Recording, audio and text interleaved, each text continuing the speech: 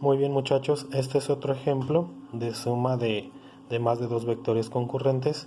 En este caso tengo un vector 1 que tiene un ángulo de 40, un vector 2 de 50 newtons que no tiene ángulo porque está sobre la horizontal, un vector 3 que es 45 newtons con un ángulo de 30 hacia abajo, un vector 4 que es 55 newtons, me faltó la n, y con un ángulo de 90 con respecto a la línea horizontal. Y aquí tengo un vector 5 35 newtons que no tiene ángulo porque está sobre la horizontal, y un vector 6 de 55 newtons con un ángulo de 60. Entonces para realizar esta suma de vectores, pues tenemos que iniciar a partir de un punto, ¿sí?, en donde están actuando todas las fuerzas, y voy a elegir ese punto. Lo voy a hacer en este apartado. Ese va a ser mi punto. Por lo tanto, voy a trazar mi línea horizontal, que es donde va a partir, es donde vamos a partir de ahí para hacer nuestro trazo. Ahora, si ustedes observan, debo de tener, para trazar el primer vector, debo de tener un ángulo de izquierda a derecha de 40 grados. Lo que voy a hacer es medir con mi transportador. Recuerden, el centro con el punto, la línea, deben de coincidir con el cero. Y debo de medir 40 grados. Y este vector debe de medir 60, a escala serían de 6 centímetros. Y trazo. Ok. Y este sería mi vector 1. Ahora, lo que yo les comentaba es que esta línea horizontal siempre la vamos a trasladar a donde termina mi vector. ¿Para qué? Esto es la base para poder medir los siguientes ángulos si es necesario. Entonces lo que hago es pongo mi escuadra, y simplemente trasladamos. Entonces aquí sería mi línea base, mi línea horizontal punteada.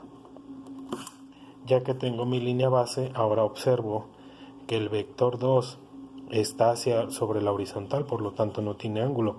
Simplemente sobre la línea punteada trazamos la magnitud del vector, que en este caso serían 5 centímetros.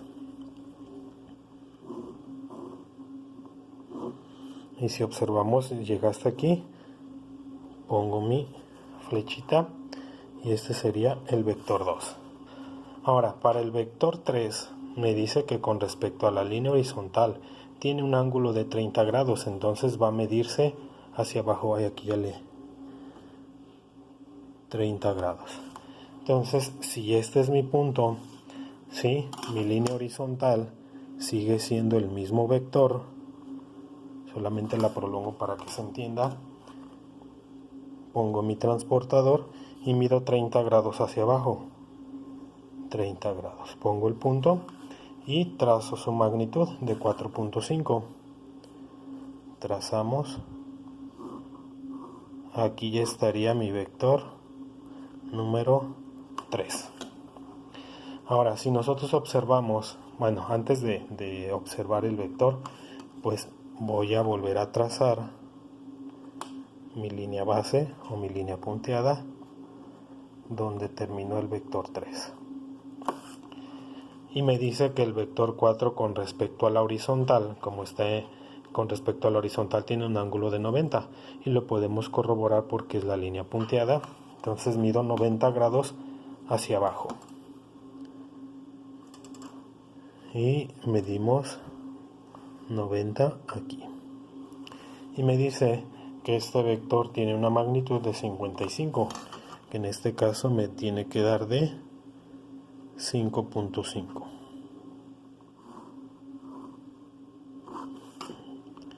Y tenemos el vector 4. Vuelvo a trazar mi línea punteada, volvemos a recorrer nuestra línea base. Voy a recorrer poquito. Aquí está. Esta sería mi línea base. Ahora, seguiría el vector 5 y después el 6, por lo tanto voy a hacerlo en orden sigo con el vector 5 y resulta que no tiene ángulo porque está sobre la horizontal. ¿Cuánta magnitud? 35. Por lo tanto, simplemente lo recorro. Si ustedes observan, es a la izquierda. Y serían 3.5 mi vector. Aquí está. Este sería el vector 5. Y por último trazaría el vector número 6. Sí, mi línea punteada, como el vector está sobre la línea punteada, pues sigue siendo mi línea base. No tiene caso que la vuelva a pasar porque sigue siendo el mismo vector.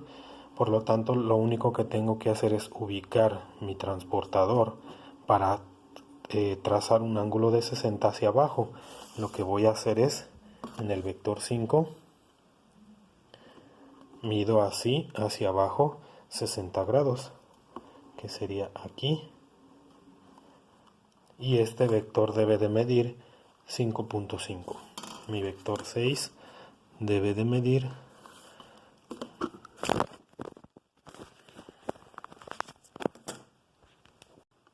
5. Ahí hubo una pequeña falla técnica y solamente me falta medir entonces los 5.5 que mide mi vector número 6. Medimos donde con respecto al punto que trazamos del ángulo y mido. Entonces estoy poniendo la escuadra al revés porque si no no alcanza para medir 5.5. Entonces la puse al revés y mido 5.5 y este sería mi vector número 6. Entonces ya tengo el vector 1, 2, 3, 4, 5 y el vector 6. Lo único que tengo que hacer es trazar mi vector resultante, que es de donde inicia el vector a donde llegó el último vector. Entonces lo que voy a hacer es uno los puntos y ese sería mi vector resultante. ¿Cuánto mide? Simplemente medimos y este vector mide